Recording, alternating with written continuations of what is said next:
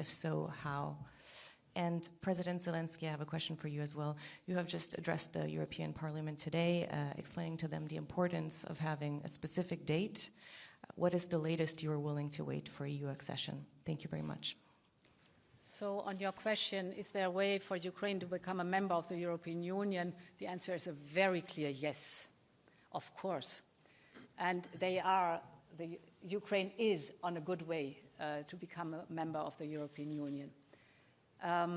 You all know that this is a merits-based process, it has to be, but this also means that the speed depends on the candidate country. I must say Ukraine is outstanding in the speed of which it fulfills the necessary reforms. These are tough reforms, not easy reforms. You need to convince many people to go for it, to modernize the country. It's for the benefit of the country. And it is deeply impressive to see the enormous progress Ukraine is making despite fighting a war for their survival. This should never be forgotten. Of course, from my side, and we spoke about it, a lot of encouragement to keep up the good pace, the speed of the reforms, because this then, of course, leads to the merit that is yours, the accession to the European Union. I'm confident in this process because we've seen how much Ukraine has progressed. I understand very well that for you a clear date is also important. The date you set is your benchmark that you want to match. You know that from our side, dates by themselves are not possible, but of course the support that you can reach your goal is absolutely clear on our side. Thank you very much for your question. So first of all, I think that we are, it's true that we want fast track for membership, and we are thankful for big support and with candidate status and etc. from EU institutions. And I know that Putin will block our membership in the future. I don't want for my country, our people, which they live with all these challenges during all these years of this full-scale invasion, all this war with this tragedy, and that's why we know we don't want to have the same what we have now.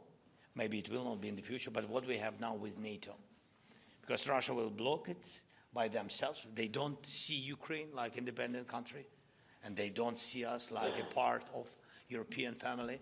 So that's why they will do it, definitely. But we are ready for fast track. We are ready for fast track for reforms. And we do it, I think, the parallel way. Next and the last question, please, Agence France-Presse.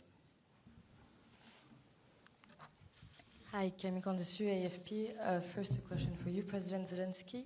You mentioned the 19 billion euro loan currently being blocked by Prime Minister Orban because of he says it's because of the Druzhba pipeline.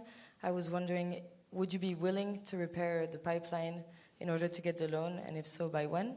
And one question for you, Mr. Costa. Do you feel like Prime Minister Orban crossed the line by blocking the loan after greenlighting it in December? And if so, should that have any consequences? Thank you.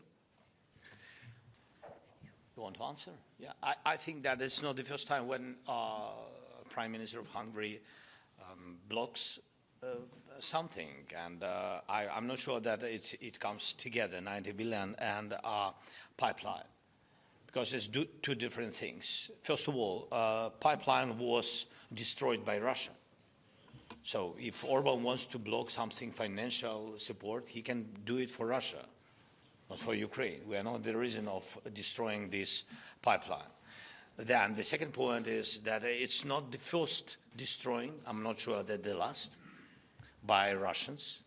We have images, we have everything by satellites of partners, so he destroyed, Russia destroyed these pipelines several times.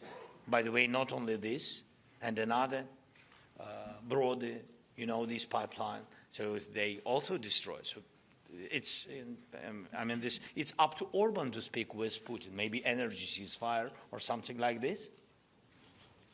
But it can't be so that, for example, Russia destroys, Ukraine renovates, And during renovation, we had once, not once even, but with these pipeline ones, when you renovate, Russia attack again. You know it, how Russia uses these attacks on our civil critical infrastructure when they destroy any kind of station, energy system, and including such pipeline. Our renovation brigade comes to renovate, and then they again attack just to kill people. And that's why people have been wounded. So for what? To renovate for what? To lose people? I mean, I think this is a very big prize. That's it. First of all, the two things are not interlinked. Of course, when a member state has an issue with the third country, it's a duty for the European institutions to support those member states and to raise the issues with the third country. Is what we have done with the President Zelenskyy regarding this pipeline.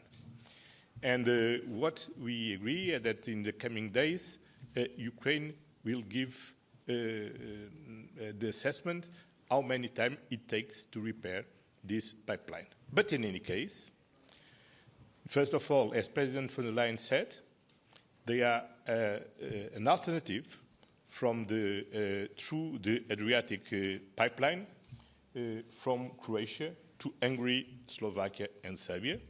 But also, they are an alternative through the Ukrainian territory, and it's available to use. Then they are not an issue on security energy. A completely different issue is what is the behavior of the member state in the Union. And the behavior of a member state in the Union is ruled by a very important principle of the sincere cooperation. And when the European Council agree and take a decision, all member states need to cooperate to implement this decision. And no one is able to stop or to block or to try to block a decision from the European Council. Only the European Council can change a decision from the European Council. That's why I wrote to Prime Minister Orban saying that Hungary is violating the principle of sincere cooperation, and I urge Hungary to immediately cooperate in the implementation of the decision taken by the European Council the 18th of December. In the meantime, I invite the Commission to use all the tools that we have in the treaty to overcome this, to avoid that everyone can try to blackmail the European Union, and to use all the tools that we have in the treaty to implement the decision from the European Council. And we have tools in the treaty. Your Excellencies, before concluding this press conference, I have a small last-minute favor to ask. We actually haven't had a chance to take picture of your handshake in the course of the day. So if you'd be so kind, stand in front of the lectures. The most difficult thing, what we have. Yes.